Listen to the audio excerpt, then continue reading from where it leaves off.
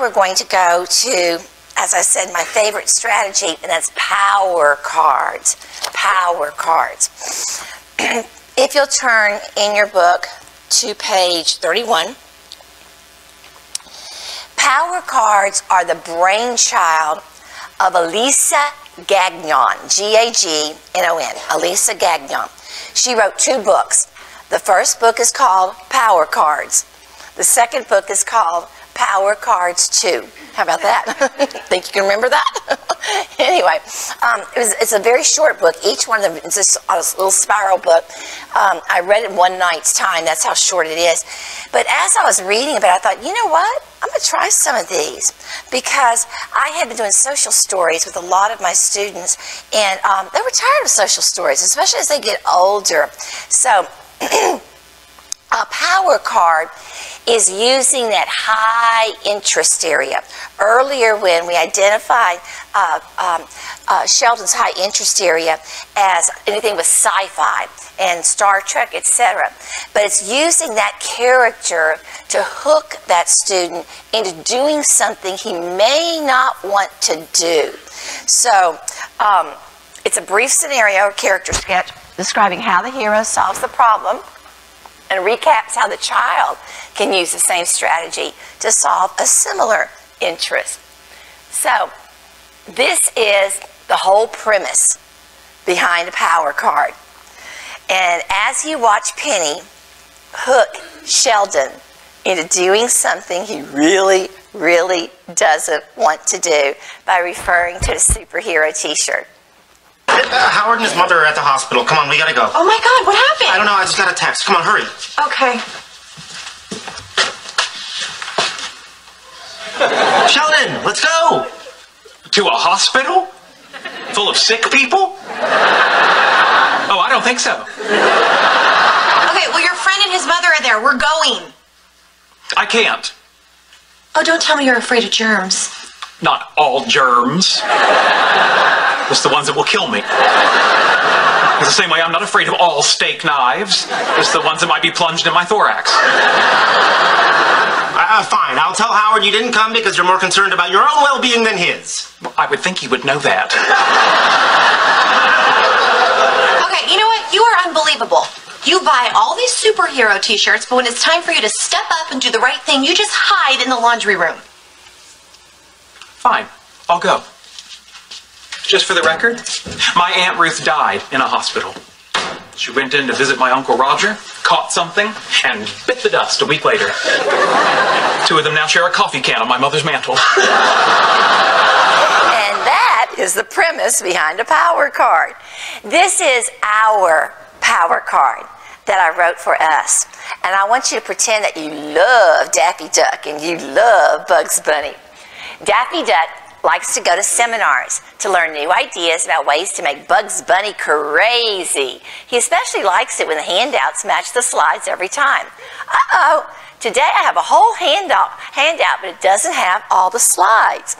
Daffy knows that he can, 1, take a deep breath, 2, write down important ideas he wants to remember, 3, say, that's okay, I can take a picture of the slide. So if you want to take a picture of the slide, that you really, really want the slide, feel free to do so.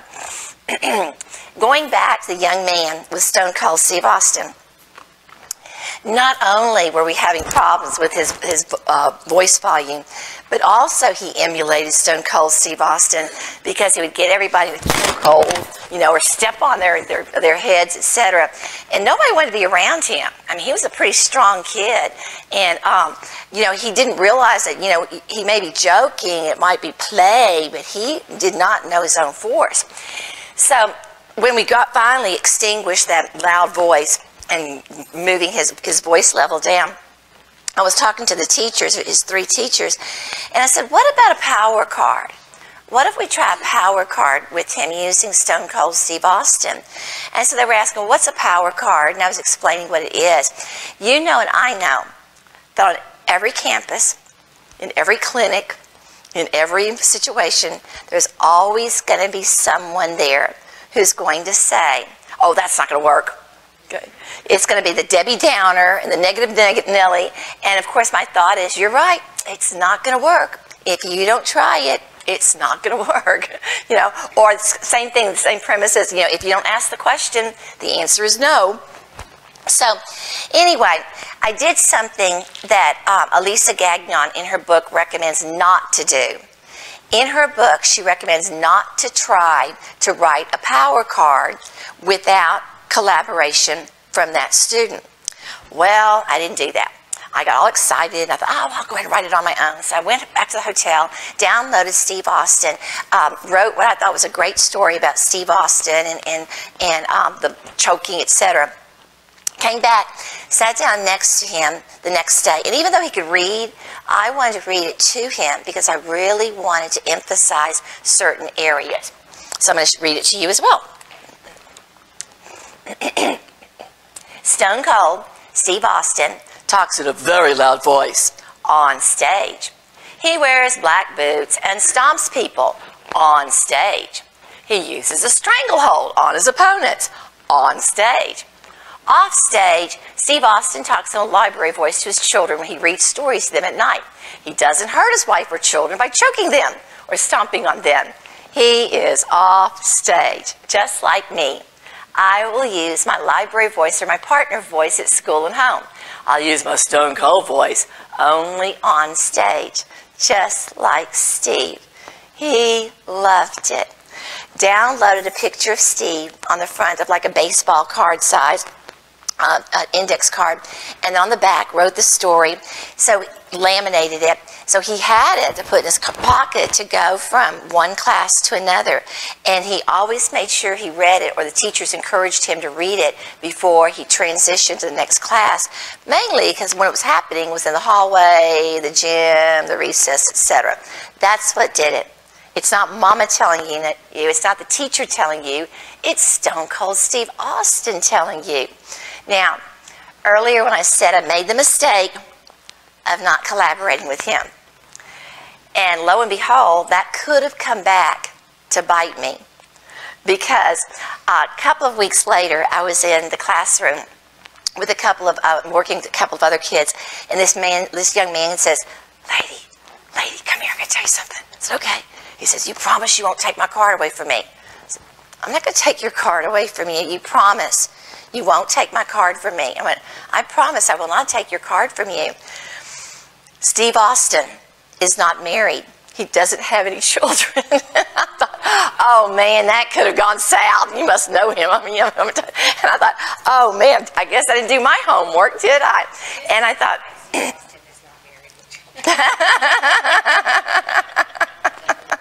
yeah, he could have gone over there and just torn it up, is it? So, anyway, you think I would have learned my lesson, but since that time I've done some other things too that I shouldn't have done with power cards, according to her. This one, the next few ones were done with preschool class, and the teacher created these with Curious George because they were having problems going to lunch. She was teaching them how to go through the lunch line and, you know, how to eat lunch at school, etc. So she created this, and then she shared it with me. She sent it to me. It was in a PowerPoint format. She would put it on her smart board first thing in the morning when they went through their morning message, and then right before lunch she also showed the Curious George story again. And she noticed a remarkable difference in the kids when she would bring about Curious George says to do this. I'm going to share it with you. Hey friends, my name is George. It's time for lunch. I'm going to share with you how I eat lunch at school. First, I wash my hands to get all the germs off. Next, I go find my seat, the one the teacher puts me in. I wait for my teacher to bring me my food. I raise my hand and wait if I need something open or if I have a question. I am willing to try something new that I haven't eaten before. I eat and enjoy my food. I save my dessert for last. I sit and wait for my teacher to tell me when to get up. Now, this was fine for most of the kids. It was actually too long for one of her students whose cognitive level was a little bit more delayed. So she wrote a smaller one just for him, just a little card right here. George says, it's time for lunch. There's a few simple rules we have to follow at lunchtime, Sawyer. 1, we have to wash our hands. 2, we have to try some of our food. 3, we have to stay in our seat until the teacher says to get up. He loved it. So it was so successful with him, she made another one for him. And this one was about naps. Naps with Curious George. George says, Sawyer, it's time for a nap. I'll show you how I take a nap at school. First, I lay down on my nap mat. Next, I get myself comfortable with my blanket and pillow. Last, I close my eyes and go to sleep. George says, taking a nap will make your body feel better. Let's take a nap together. Anyway, so just kind of examples of some younger kids too, because power cards could be used with all age levels. Just pick out what's that high interest level. This was for a 3-year-old. He did not want to pick up his toys when it was time to go back to the center time. And he was really into Thomas. So Thomas likes to play in train yards. When it's time to go back to work, he follows his rules. Help Thomas